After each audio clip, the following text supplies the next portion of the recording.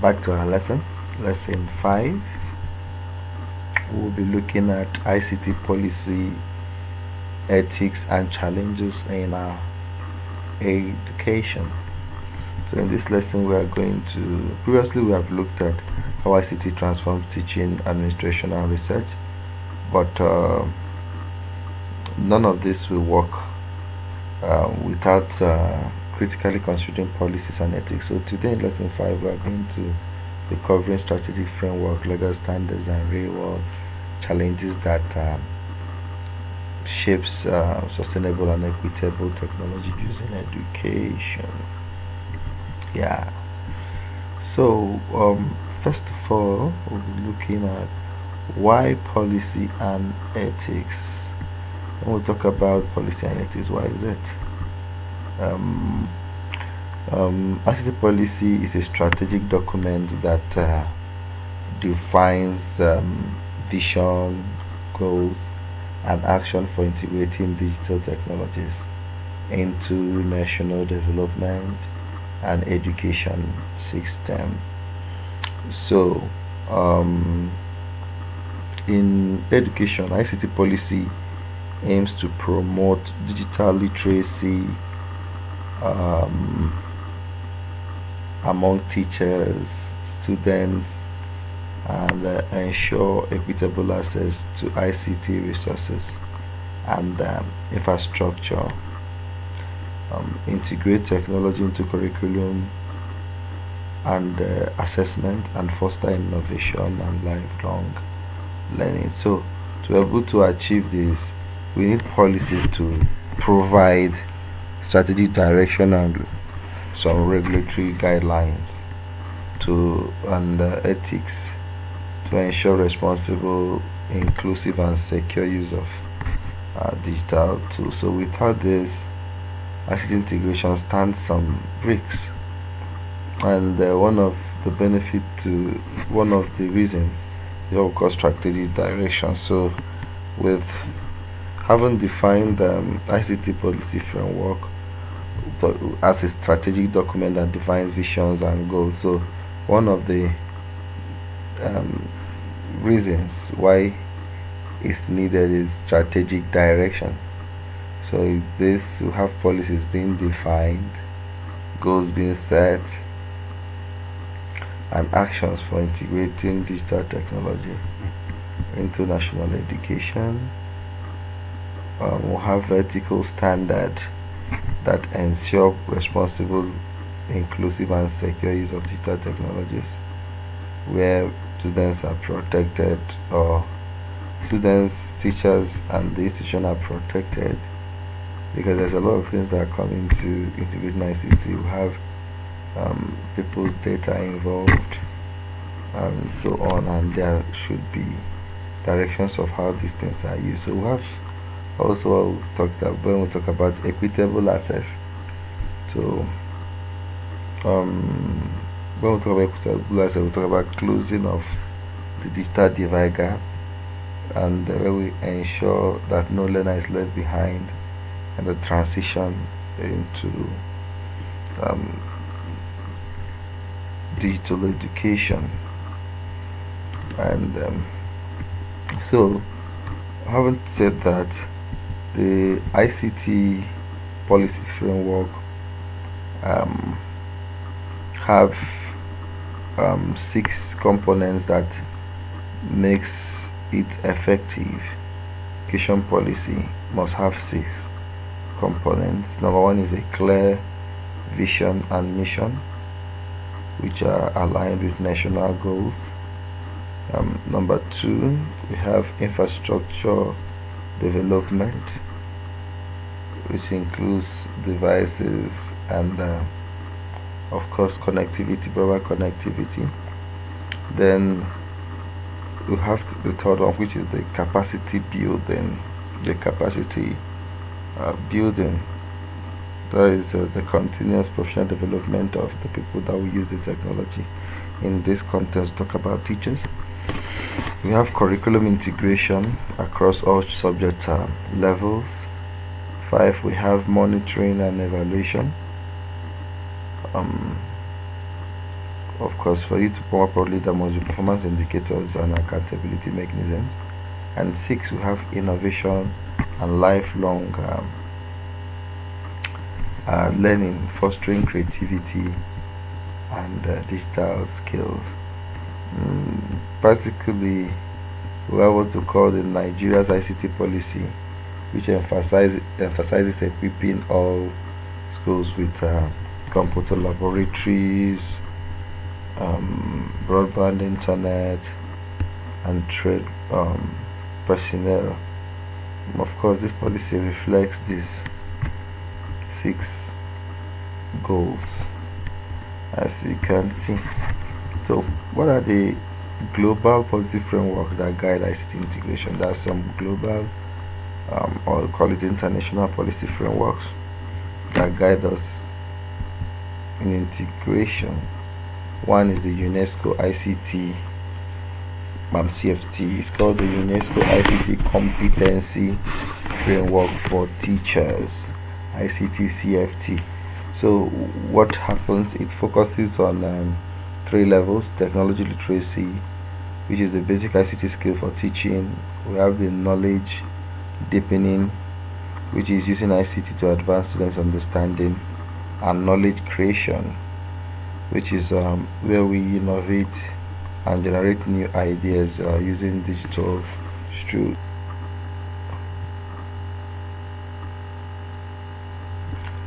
So we have the OECD, which promotes data-driven educational improvement through PISA assessment. So this contains benchmark for student performance and digital competencies across member nation. We have the UNPD and ICT4D, that is ICT for development. So this supports projects by linking digital literacy, digital skills to poverty reduction and gender equality, as well as sustainable community development. All these things are documents that are in the public domain that you can read up and see what it contains. SDG Goal 4 are the Sustainable Development Goals, which identify ICT as a critical enabler for inclusive, equitable, and quality education for all learners worldwide. We also have the others like the ISTE, which contains the standards for teacher integration. It has the Nest T and the Nest S, both for the students and for the teachers. So all these different documents are what nations guide nations approach to digital education or technology integration. So now let's look at Nigeria's national policy on ICT. So we have the national policy on ICT in education from the Federal Ministry of Education that outlines Nigeria's strategy. This has to do with embedding ICT in educational levels, building digital competency, developing infrastructure, promoting indigenous research, and strengthening monitoring. And of course, if you look at this, you see that it contains those 6 outlines for effective policy. We have the implementation includes integrating computer studies in the curriculum. That's one of the reasons why computer studies was introduced, and establishing ICT resource centers, and both I've seen the partnership from private and international funders. So one of such documents in Nigeria we have is what we call the NITDA Act 2007. It mandates the National Information Technology Development, that's NITDA agency, to it mandates the National Information Technology Development Agency, which is NITDA, to regulate IT development in Nigeria. support ICT education and training, and promote local software development and data protection. Yeah. So NITDA's digital literacy for all initiative aims to train 1 million Nigerians annually in basic and advanced ICT skills. So we have another one called the UBEC and Smart School. UBEC, that is the Universal Basic Education Commission, supports ICT development in public school through computer laboratories, teacher training, digital content. And we have this Smart School initiative. The Smart School initiative equips selected schools with modern ICT infrastructure for blended learning. And we also have the TETFund support and the NOUN invest. That is the TETFund ICT infrastructure, which is ICT infrastructure in tertiary institution, including digital libraries and e-learning platform. And also have the National Open University that operates a fully ICT driven institution, providing open and distant education through its iLearn platform and e-library services. So this is part of the policies we already have in Nigeria that governs and they both the integration, training and implementation of all sorts. So let's look at the ethics, ethical and legal consideration. What are the ethics? So when we talk about ICT in education, we have core ethical issues, which are digital privacy, as protecting students and staff from unauthorized access. We have cyber security issues. There is safeguarding systems against hacking, phishing and malware. We have intellectual property. So it has to do with respecting copyrights and software licenses. We have digital citizenship. It's also about encouraging responsible, ethical online behavior, and equity and access, ensuring inclusivity for all learners, both people with special needs, disabilities, or people that are in a remote area. And to be able to take care of this, we have some legal frameworks that regulates this or that takes care of these ethical issues. For example, we have the NDPR 2019, which is the Nigeria Data Protection Regulation. This is a legal framework that protects personal data and ensures compliance in digital systems. We also have what we call the Cyber Crimes Act 2015, which criminalizes online fraud, identity theft, and unauthorized system access. This is a critical shield for online environment. And we also have what we call the Copyright Act amended 2022. This governs digital content usage, reproduction rights, then ensuring educators and institutions respect intellectual property. So with this, the orderliness and the privacy as it concerns information in the digital space follows proper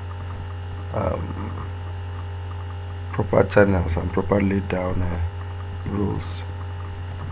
So we already have Nigerian universities adopting ethical licensing policies and in different settings in different institutions.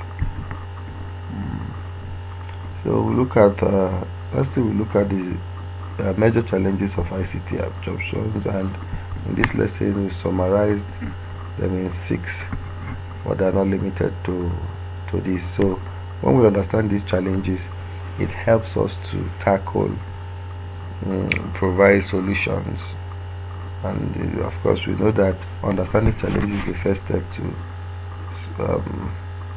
solving problems. So number one is inadequate infrastructure, or limited electricity, infrastructure like electricity, internet, who in many rural schools or in different areas can be a hindrance and be a very big challenge.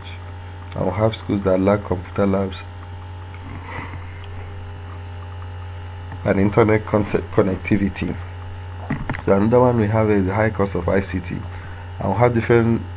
We know that most equipment, procuring most of this equipment, run into millions of naira or dollars, and even the cost of maintenance are quite expensive, and both TETFund coverage is not sufficient, as to say, because it does not meet the need of all our institutions. So we have the high cost of ICT coming to play. We have insufficient teacher training.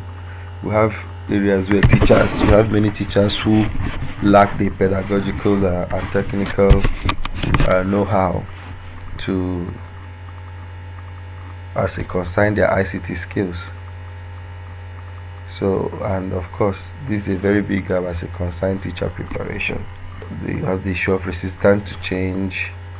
There are many people that have the fear of technology, and sometimes they don't say it outrightly, but they do it with action by rejecting some kind of technology improvements. Just for example, AI, or different attitudes lecturers have towards it that could even affect the adoption in institutions. But instead of resisting, we could be finding ways to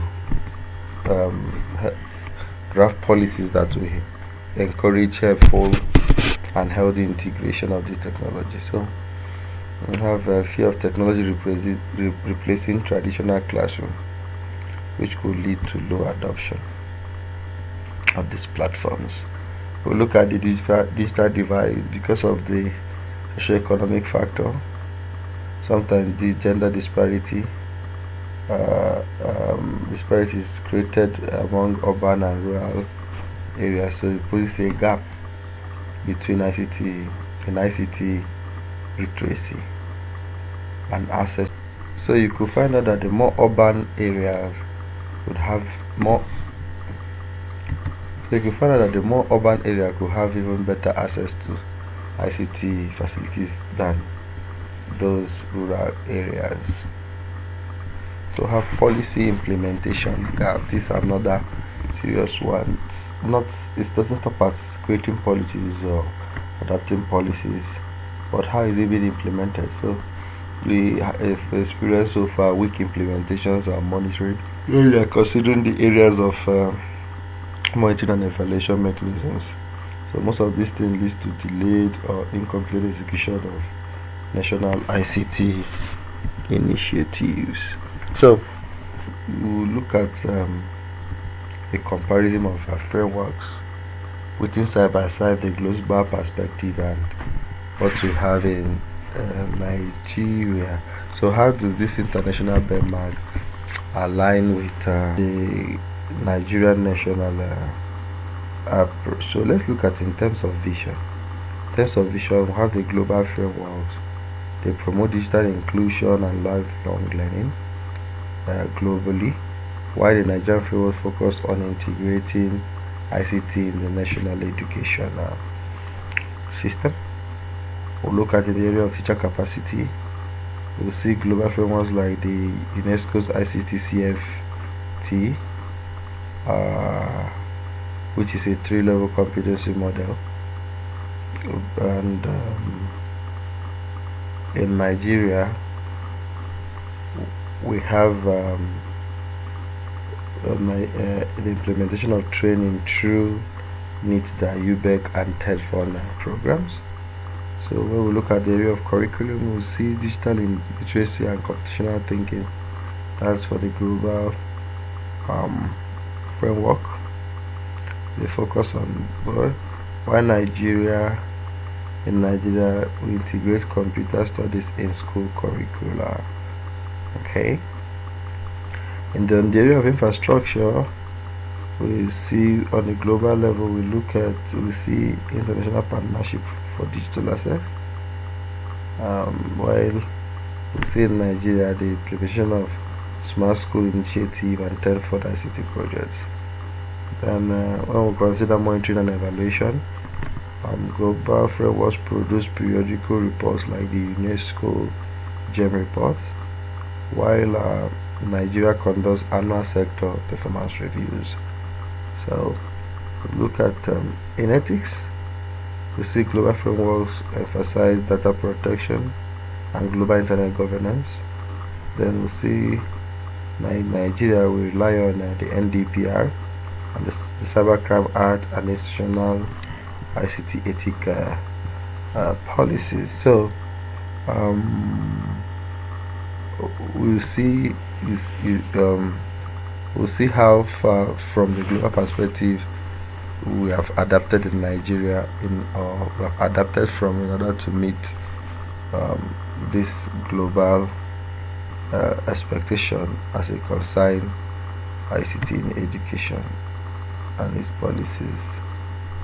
So as we come to the end of this lesson, have some key takeaways. We have been able to look at policies and ethics, which we say they are non-negotiable, and of course, and they are key. They are very key to driving digital safety, effective technology use in education, and they have the foundation. It's not something you think after that, they call foundation. So we looked at global benchmark versus local context, and we have seen how global frameworks set universal standards and how national policies conceptualize and adapt it to our local realities. We've also looked at the challenges, which are real, but definitely they are solvable. And lastly, we look at the path forward, and the way forward requires all stakeholders involved. And with this, we bring it to an end. So right to our reflection, we have a few here. Well, looking at the framework UNESCO and Nigerian teachers, I say, what are the relevance of UNESCO's ICT competency framework to the Nigerian teacher education programs today? What do you think about that? So you can drop your answers on the comment section. Number two, how do ethical consideration directly influence ICT implementation decisions in schools and university? So what are the three most critical barriers to ICT policy implementation in developing country, and why? Away from the challenges we've discussed, maybe we have some buts. What do you think could be the barriers of ICT policy implementation? And you can give reasons. And how can higher education institutions build stronger ethical ICT practices across their campus and system? So what do you think? Drop your answers right in the comments section.